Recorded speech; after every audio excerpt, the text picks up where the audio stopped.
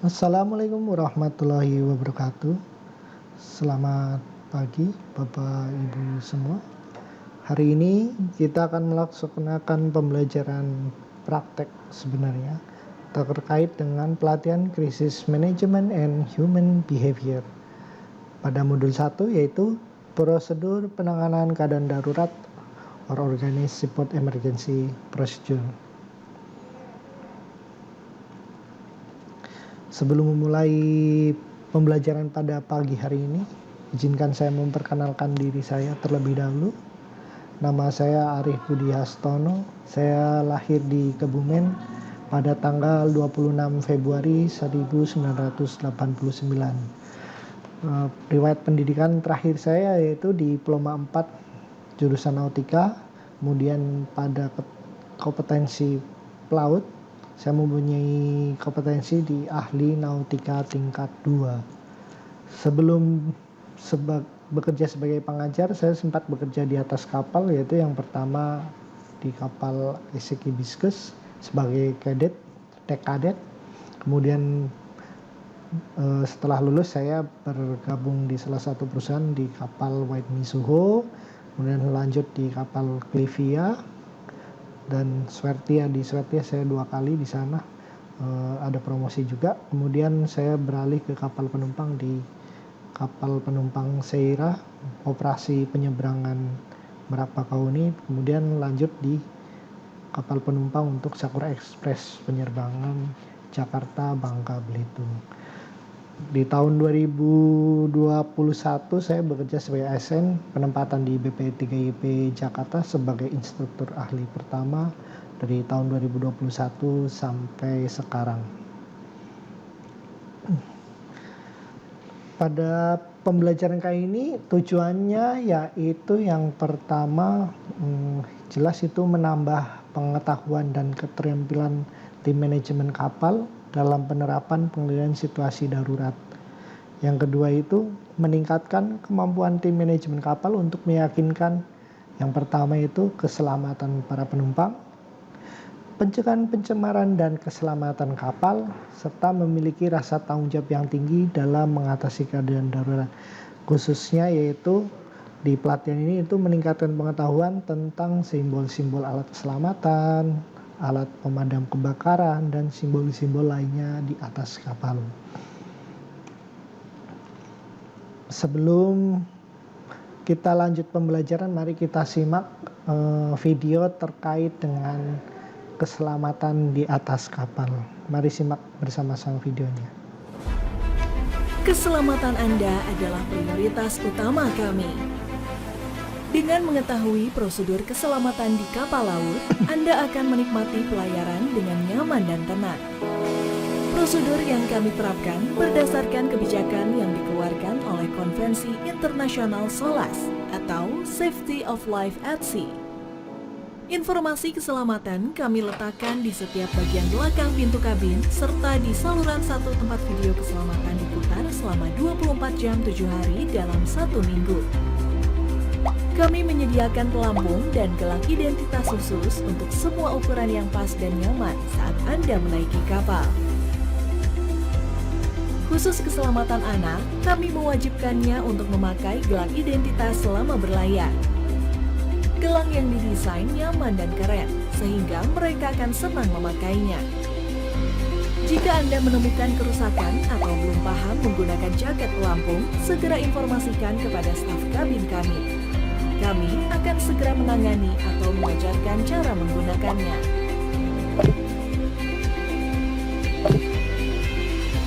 Petunjuk titik kumpul darurat atau master station ada di setiap pintu kabin dan kartu pesiar Anda.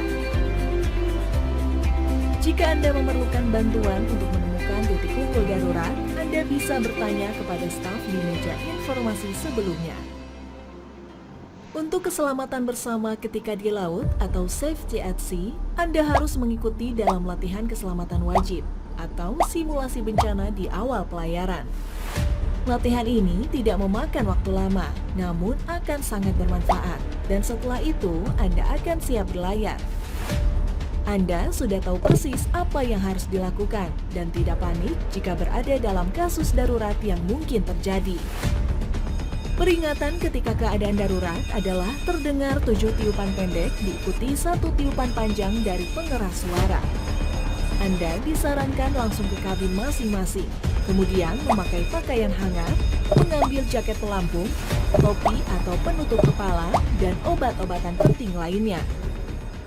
Kemudian, pergilah ke titik kumpul darurat Anda yang biasa disebut Master Station. Jika anak-anak sedang berada di arena bermain, staf kami akan membawa mereka ke area Master Station.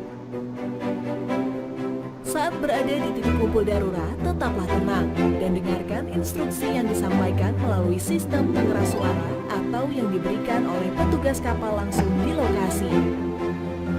Jika Anda memiliki pertanyaan tentang keselamatan, jangan ragu untuk bertanya kepada staf kami yang ramah.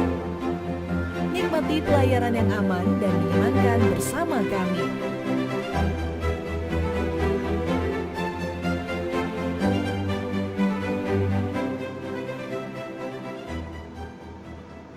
Bagaimana Bapak Ibu sudah ada gambaran terkait bagaimana menghandle atau mengelola penumpang di atas kapal penumpang khususnya, karena ini berhubungan dengan penumpang. Yang pertama tadi dari video kita bisa simpulkan yang pertama yaitu ternyata di setiap kapal kita ada namanya alat keselamatan, kemudian ada namanya master station, kemudian bagaimana kita menghandle atau mengarahkan orang-orang agar dapat mengikuti instruksi dari kita. Nanti kita akan bahas lebih lanjut di slide-slide berikutnya. Yang pertama yaitu Bapak Ibu tuh harus familiar dengan simbol-simbol yang ada di atas kapal. Berikut saya tampilkan di sini adalah simbol-simbol alat keselamatan. Yang pertama yaitu ciri-cirinya untuk alat keselamatan adalah dia selalu berwarna hijau dan dia bersifat glow in the dark. Jadi pada saat keadaan darurat apabila mereka listrik atau penerangan padam, mereka akan menyala. Di sini kita ambil contoh, ini ada simbol untuk life jacket tapi dikhususkan untuk anak kecil. Kalau orang dewasa tidak ada gambar anak kecil seperti ini. Yang pertama, kemudian di sini ada life buoy with light and smoke. Jadi di sini ada pelampung yang dilengkapi dengan lampu pijar. Jadi lampunya nanti akan berkedip apabila berada di atas air. Kemudian ada smoke atau asap yang akan keluar. Dia akan keluar secara otomatis apabila sudah berada di air. Kemudian ada lifebuoy, pelampung normal tanpa atribut apapun, hanya pelampung dan disertai dengan tali.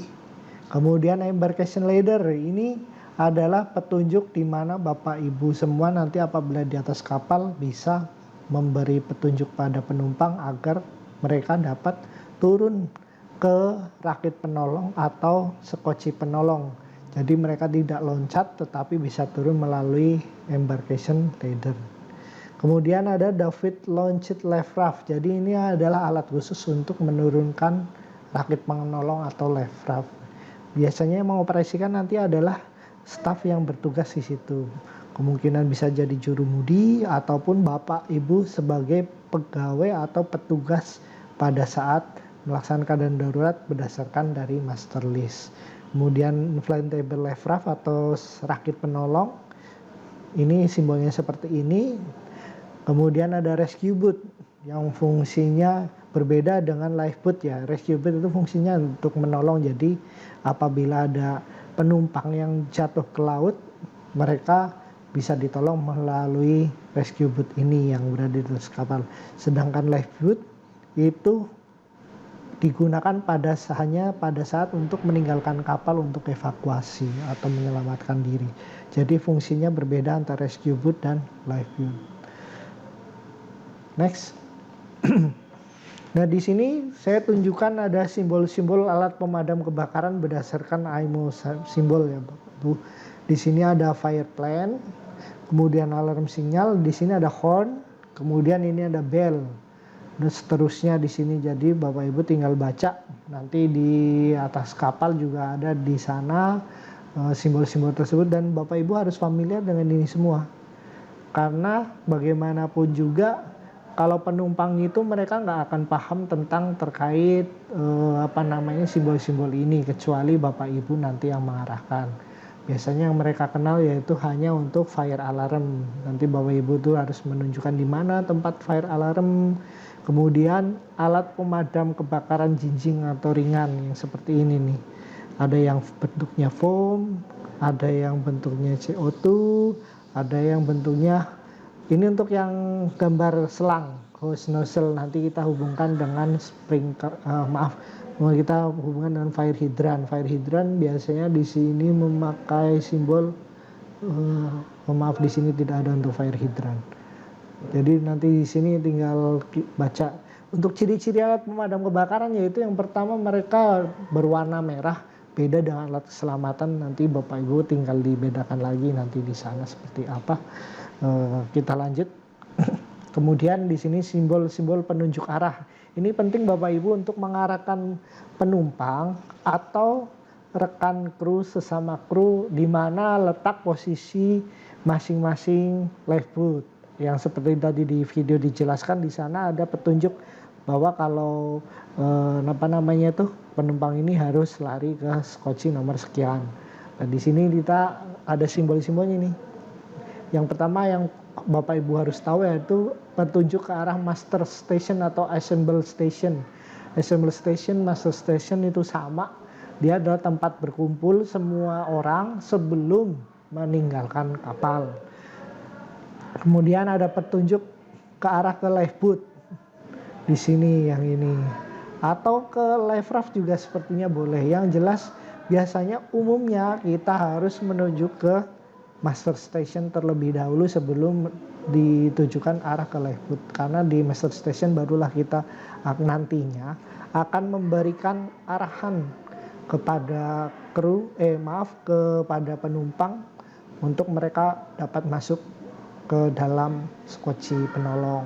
Kemudian ada selain simbol arah juga ada simbol exit door atau pintu. Jadi di sini masing-masing Bapak Ibu harus tahu di mana tempat exit atau tempat keluar dari suatu ruangan.